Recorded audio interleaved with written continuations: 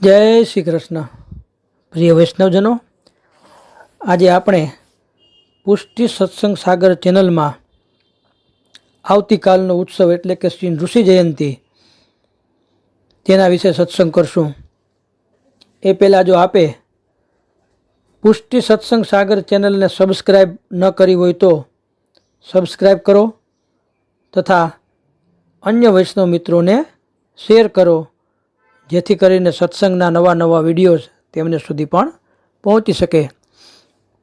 હવે આ ઋષિ જયંતિ એ કોઈ વ્રજલીલાનો પ્રકાર નથી કે બાળલીલા પણ નથી, પણ બ્રહ્મલીલા છે. આજના દિવસે જીવે પ્રભુ પાસે પ્રહલાદ જેવી દ્રઢ ભક્તિ અને સર્વસ્વ તેને અર્પણ કરવાની ઈચ્છા વ્યક્ત કરવી જોઈએ કે જેથી ચિત્તની વૃત્તિ જ્યાં ત્યાં ભટકે નહીં. વૈશાખ સુદ 14ના દિવસે ઋષિ જયંતિ વ્રત આવે છે.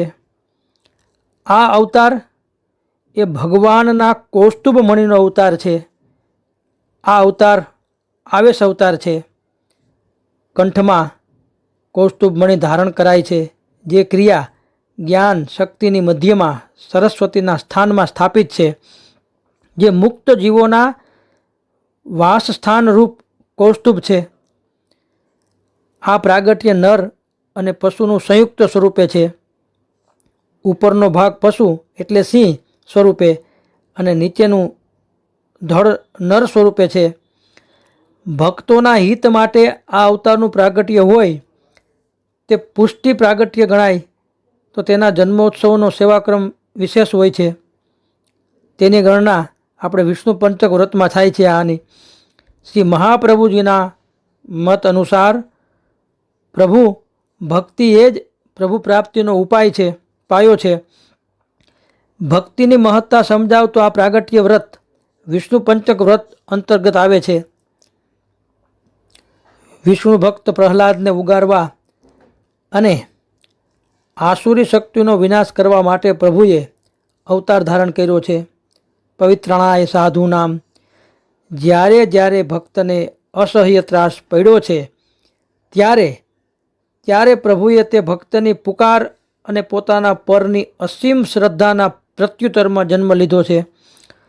ભક્તોનું દુઃખ દૂર કરવાનો પ્રભુમાં જે આવેશ જાગ્યો તે સમયે પ્રભુએ અવતાર ધારણ કરી અને પોતાના ભક્તની રક્ષા કરવા માટે અને તેના વેરીનો વધ કરવા માટે અવતાર ધારણ કરેલ છે.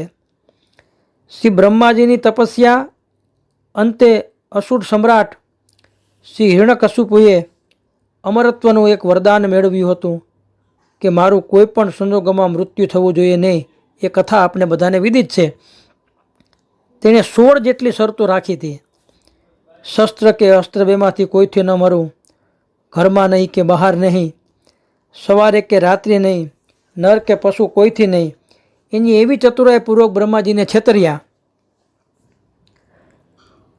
કે બ્રહ્માજીએ એ વરદાન એને આપી દીધું. અને પણ પ્રભુ તો ચતુર શિરોમણી છે, જીવની શું ગતિ કે એ પ્રભુને છેતરી શકે. ભક્ત પ્રહલાદની ટેક રાખવા પ્રભુ ગરમ લોહ સ્તંભમાંથી પ્રગટ થયા.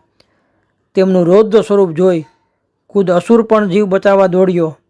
તેની 16 શરતોનું પાલન કરતા આ સ્વરૂપે પોતાની જાંઘ ઉપર રાક્ષસને સુવડાવી ક્રોધાતુર શરીરે તેને નખ વડે ચીરી નાખ્યો. એની 16 શરતોમાંની એકે શરતો અહીં કામ લાગી નહીં. ક્રોધિત સ્વરૂપ જોઈ ડરી ગયેલા દેવતાઓએ ભક્ત પ્રહલાદને પ્રભુના ખોળામાં બેસી જવાની સંજ્ઞા કરી. લક્ષ્મીજી પણ પ્રભુનું આ સ્વરૂપ જોઈને ડરી ગયા. પ્રહલાદે તેનું અનુકરણ કર્યું. પોતાના વાલા ભક્તને પ્રભુએ હાથમાં લીધો, પંપાડ્યો અને તેનું શરીર વાલથી ચાટવા માંડ્યું. એટલે કે કૃપાપાત્ર જીવને અધરામૃતનું દાન કર્યું. આમ આ પુષ્ટિ કારણસર જ પુષ્ટિ માર્ગમાં વિષ્ણુના આ અવતારને પંચક વ્રતમાં સમાવ્યો છે. વિષ્ણુ પંચક વ્રત એટલે 4 જન્મ જયંતિ, જે આપણે ઋષિ જયંતિ, વામન જયંતિ, રામ જન્મ જયંતિ અને કૃષ્ણ જન્મ જયંતિ અને છેલ્લે એકાદશી વિષ્ણુ પંચક વ્રત કહેવાય. તો વિષ્ણુ પંચક વ્રતનો આમાં સમાવેશ થાય છે. અને ઋષિ સ્વરૂપે આપ શ્રીનાથજીની કંદરામાં પણ બિરાજે છે. જે અક્ષર બ્રહ્મનો ભાવ દર્શાવે છે. વળી 2 માસ અને 22 દિવસ પોતાની સ્વેચ્છાએ શ્રીનાથજીએ મથુરામાં શ્રી ગિરધરજીને આજ્ઞા કરી શ્રી ગુસાઈજીની ગેરહાજરીમાં સતઘરા સ્થિતિ હવેલીમાં શ્રીનાથજી રોકાયા અને આજના દિવસે સાંજે ફરી પાછા જતીપુરા પધારી શ્રી ગુસાઈજીને દર્શન આપવાની વેળાએ તે પહોંચી ગયા અને આપની આજ્ઞાનું ત્વરિત પાલન કરતા શ્રી ગિરધરજીએ આપને પુનઃ જતીપુરા સાંજના સમયે પધરાવ્યા. યા ઋષિ ચતુર્દશીના દિવસે. એટલે તે દિવસે શયનભોગ અને રાજભોગ સાથે આવે છે. શ્રી ગુસાઈજીએ સમગ્ર ઘટનાની જાણ થતાં શ્રીનાથજીની અસીમ કૃપા પોતાના પરિવાર પર જોઈ આપે નૃસિંહ જયંતિ ઉજવી. ઉત્સવના દિવસે ઉપરોક્ત 2 ભોગ સાથે ધર્યા, જેથી પ્રભુને વિલંબ અને પરિશ્રમ ન પડે. સાંજે પંચામૃત સ્નાન શાલિગ્રામજીને થાય. આ વ્રત એકાદશીના નિયમ પ્રમાણે જ કરવું. અને ખાસ કરીને પ્રહલાદજીના આ જ કુળની અંદર પ્રભુએ 3 વાર અવતાર લીધો. એક તો પ્રહલાદની રક્ષા કરવા માટે, હિરણાક્ષને મારવા માટે, અને બીજું બલિરાજા. તો એક કુળના ઉદ્ધાર માટે એક કુળમાં જ પ્રભુએ 3 વાર અવતાર ધારણ કરવો પડ્યો. અને એના સેવાક્રમમાં પણ આપણે મંદિરોમાં હવેલીમાં દર્શન કરીએ તો ત્યાં પણ કેસરી સ્નાન થાય છે. સફેદ જામદાની જેવા કેસર છાપાના વસ્ત્ર ધરાય, કેસરી સિંહના ચોળના છાપાવાળા બેવડી કિનાનીદાર, શિંગાર કુલે જોડનું શિંગાર ચરણારવિંદ સુધી, આભરણ મોતી તથા હીરાના અને ખાસ વાઘ નખો ધરે, કુંડલ મકરાકૃત, ઠાડું વસ્ત્ર સફેદ હોય. આજે તોરણ બંધાય બંધનમાલ, મંગલાબાદ ઠાકોરજીને પ્રભુને અભ્યંગ થાય. ત્યારબાદ સફેદ તનિયો કિનારીવાળો ધરે, બેવડી કિનારીદાર વસ્ત્રો આવે, શિંગાર ભારી દ્વેહરી જોડીનો થાય, આભરણ મોતી તથા હીરાના, વાઘ નખો ખાસ ધરે, ચોટી ધરે, કુલ્હે સફેદ કેસરી છોડવારી. તો આ રીતે આજે પંચામૃત સ્નાન પણ સાંજના સમયે થાય. ઠાકોરજીને ઉત્સવ ભોગ પણ આવે, રાજભોગમાં પણ અતકીમાં સામગ્રી આવે. વિવિધ પ્રકારના આજે સામગ્રીમાં બિલસારું, કેરીનો રસ, મિશ્રીના પણા પણ ધરાય છે.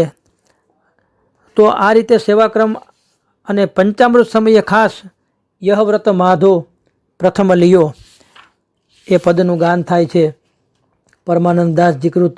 જો મેરે ભક્તન કો દુઃખ દે તાકો ફારું નખન હિયો, જો ભક્તન સો વેર કરત હે પરમેશ્વર સો વેર કરે, રખવારી કુ ચક્ર સુદર્શન માથે ઉપર સદા ફિરે, પરાધીન હો अपने भक्तन को जा कारण अवतार धैरो, यह जो कही हरि मुनिजन आगे अभिमानी का गर्व हैरो, भजते भजो त्यजो नहीं कबहूँ पार्थ प्रति श्री प्रतियो भाखी, परमानंद दास को ठाकुर अखुल्ल भुवन सब साखी.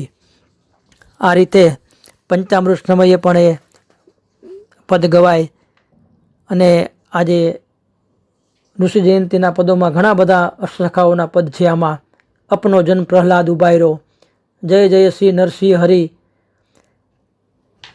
તો આ રીતે આખો સેવાક્રમ હોય છે અને પ્રભુ ઘરે બિરાજતા હોય તો પણ એ સેવાક્રમ થઈ શકે, અને અથવા આપણા મંદિરોમાં પણ આના દર્શન કરવી અને આપણે ધન્યતા અનુભવીએ. તો આપ બધાઈને વૈષ્ણવજનોને આ ઋષિ જયંતીની ઉત્સવની ખૂબ ખૂબ બધાઈ. શ્રી વલ્લભાધીશ કી જય.